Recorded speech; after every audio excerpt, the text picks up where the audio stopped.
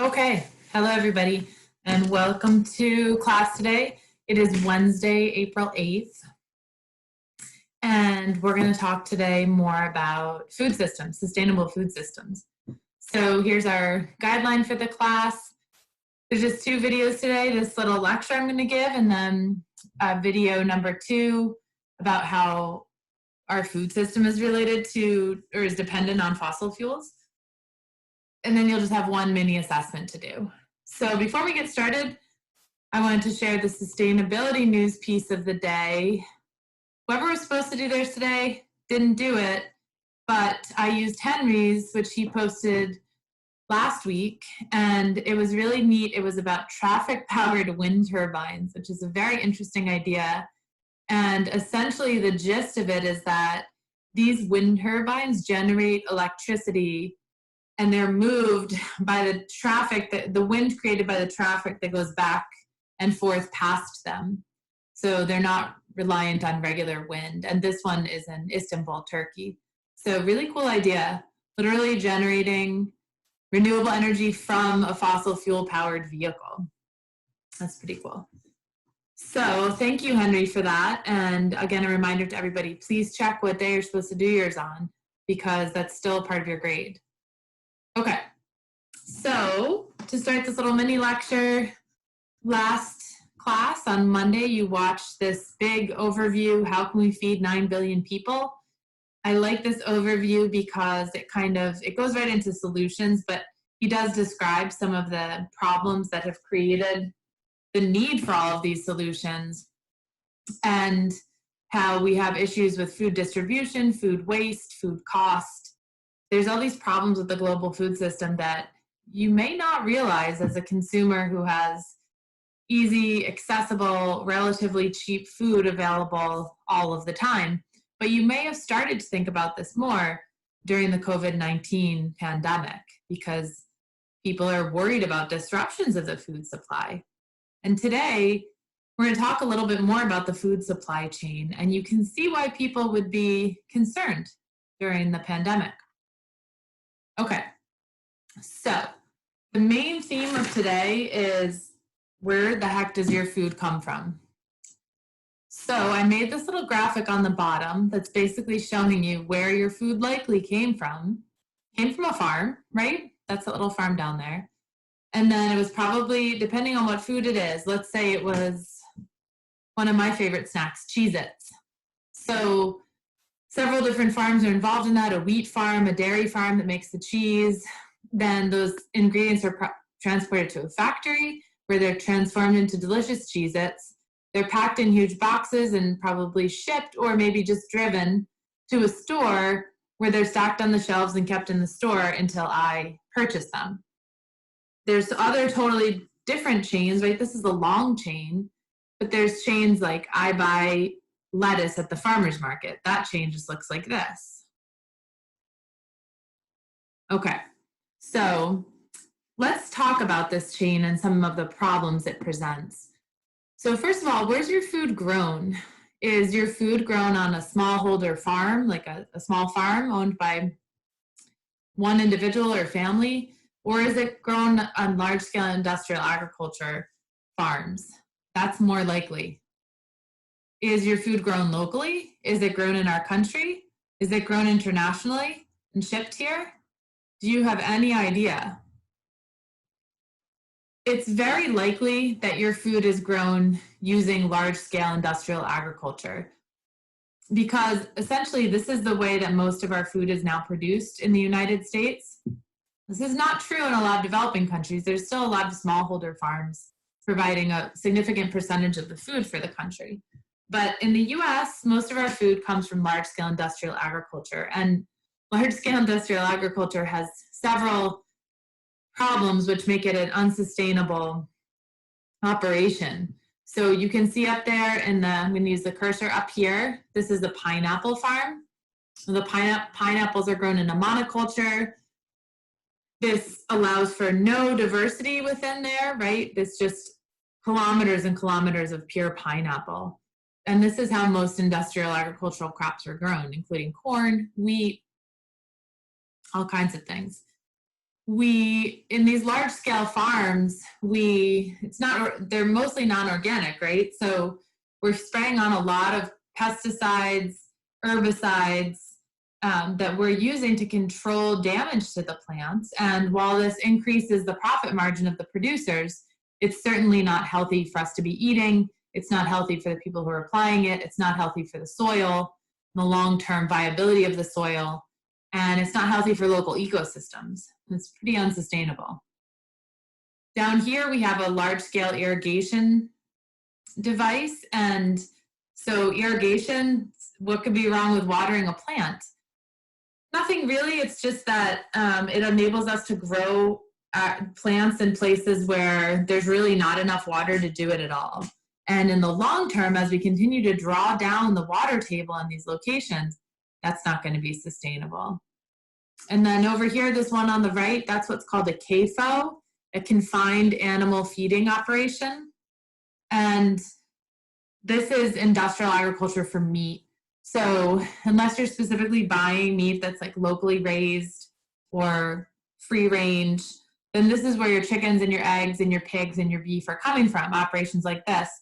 There's all kinds of issues with animal rights related to these, but there's also issues with the amount of, there's health issues and the amount of basically like fossil fuels that it takes to run these places. It's not sustainable. And then in the middle, what the heck is happening to that pepper? That represents genetically modified organisms. So that's a whole topic unto itself, but essentially more and more of our primary food staples are becoming dominated by GMOs, and that hasn't been shown to have any direct consequences on human health. Good factoid. Does not turn you into Frankenstein. But there are issues with GMOs.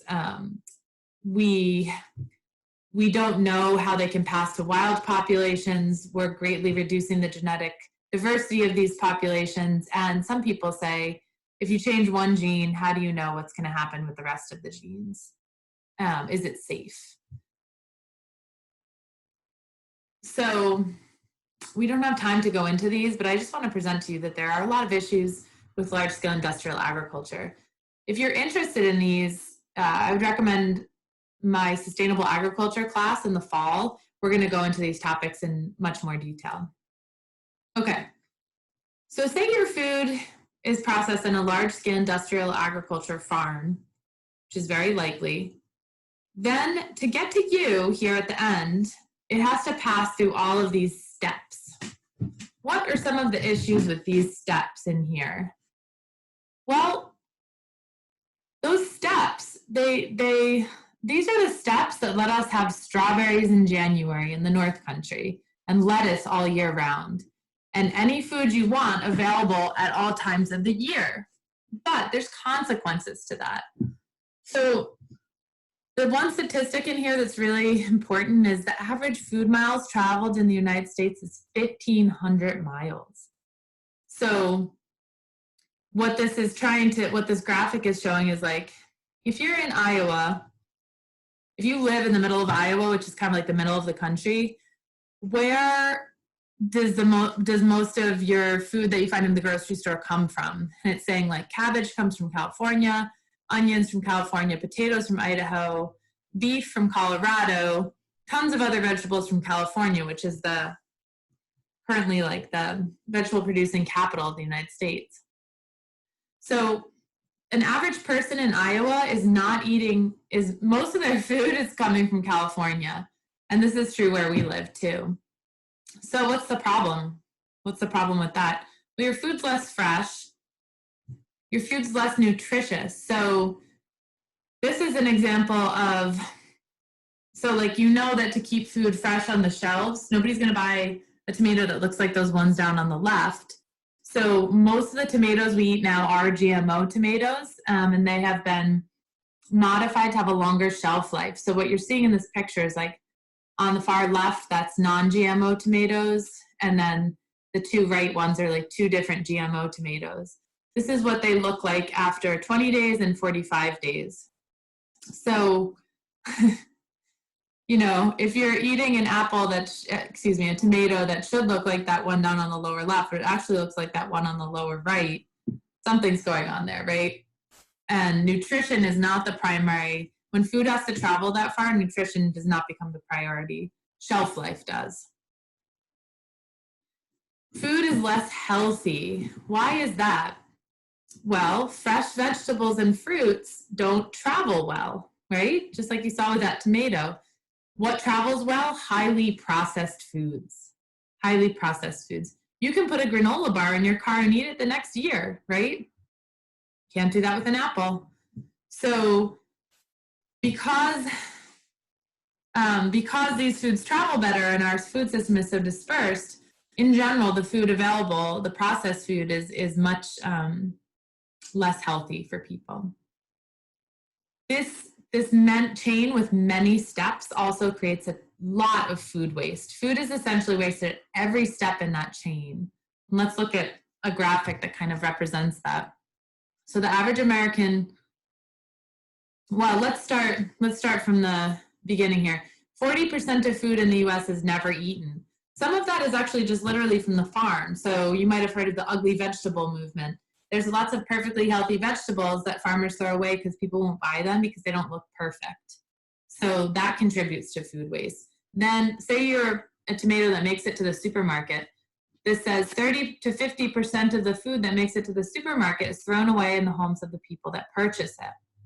So you buy that tomato, but you don't eat it in time, even with the new GMO version, it goes bad and you throw it away. So the average American throws away 209 to 254 pounds of food per year. And if you watch that video, Feeding 9 Billion, about food security, you could see what it's showing up here. If the US just wasted 5% less food, we could feed 4 million Americans, and so on and so forth.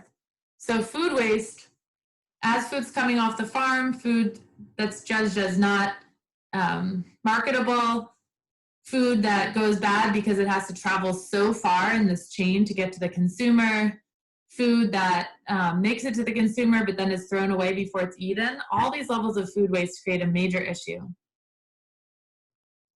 Okay, and then you can see from that chain down there, all of these steps require fossil fuels. So not just the industrial agriculture where you mostly need petroleum to run the tractors and the combines and all the machinery, but then things have to be driven to a factory, which is powered by fossil fuels, packed up in a boat, which runs on fossil fuels, driven in a truck, which runs on fossil fuels, stored in a store, which lights and refrigerates the food using fossil fuels, and then taken to your home where you refrigerate and prepare it using fossil fuels. So take a break and watch video number 2. Really interesting look at what I just explained, a more in-depth look. And then when you come back, I want to talk to you about your CPS for next week, which is different from what we've done previously. Okay, so I'm going to assume you put me on pause, watched the other video, and then came back. And I want to explain to you your CPS that I want you to do for next week. So instead of a reading, I want you to do a 1-day food diary. And the food diary should include everything you ate that day. Oh, excuse me. Online life is keeping me up at night. So everything you ate that day, if it's a fresh, unprocessed food, then the best information you know about where it was grown. And if it's a processed food, which is like literally anything that combines multiple ingredients and comes in a package. So can of lentil soup, yes, that's processed food. It's not saying, it's not a judgment on whether or not it's healthy, it's just, is it processed? So in that case, the best information you can get about where it was made and where the ingredients were sourced from. So I'm gonna show you mine. And it doesn't have to be super fancy, you can literally draw it. Here's mine. All right, I have to turn off this background so that you'll be able to see it better. Okay, I will, oh my goodness. I'm going to take off this so that you can see my food waste, my food diary better. So what I did for this diary was I just wrote down yesterday what I had for breakfast, what I had for a snack, what I had for lunch, and what I had for dinner. And then for each one of the things, like I broke it down, like breakfast I had scrambled eggs, an apple, and coffee. And I saw on the package that the eggs came from Herb in New York, the coffee came from Guatemala, and the apple came from Washington State. So I just kind of went away around through my day doing all the location of all of those foods. So it can literally be drawn on a piece of paper like this, as long as I can read it. And essentially what I can see here is that in one day, I ate a lot of food from California, which makes sense. I ate 2 foods that weren't from this country, the coffee and the wine. And I also consumed a lot of foods from Illinois, but I only ate one thing from the state of New York, the eggs. So I only ate one thing that was even from the state I live in. So I want you to reflect on, I want you to do this food diary for next week. And I'm going to ask you to, you can draw it like this, and then you can post a picture of it up.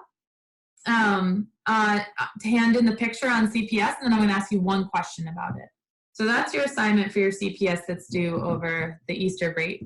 So like I just said, next week is Easter break, so we don't have class on Monday. We do have class on Wednesday.